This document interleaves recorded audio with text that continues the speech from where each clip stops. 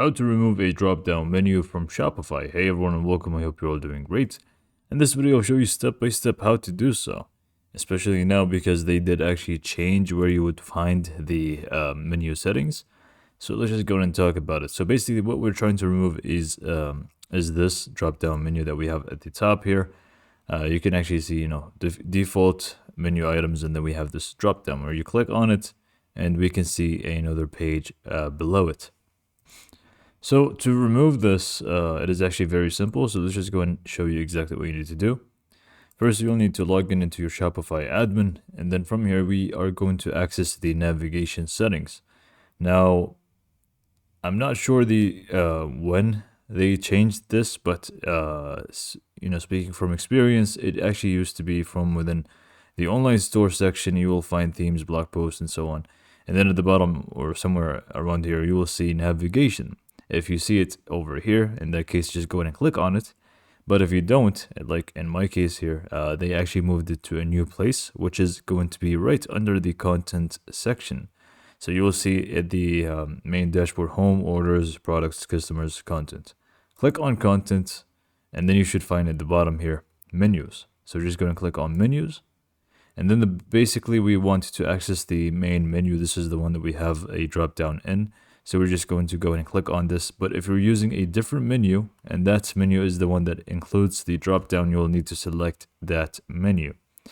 So just go and select the menu that has the drop down. In my case, it was the main menu, and then we can just go ahead and remove it.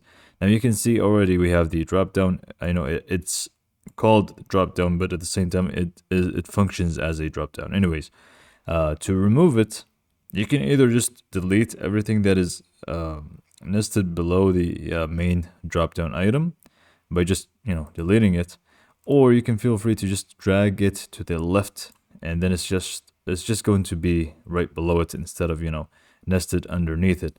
In this case, it's also not going to be a drop-down anymore. So basically, how drop-downs work is that we have a menu item, and then we grab another menu item and we put it to the right, and you can actually see the circle changes.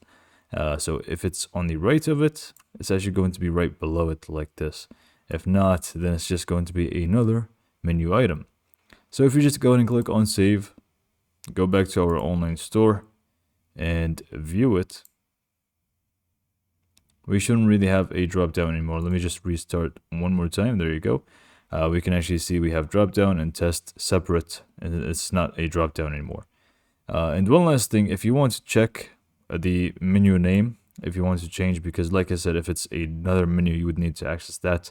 In order to check, you just need to click on customize, and then you can actually go and check it from here. So we can actually go to the header section, and you will find the menu here, which says main menu, or the name of the menu that you want to change.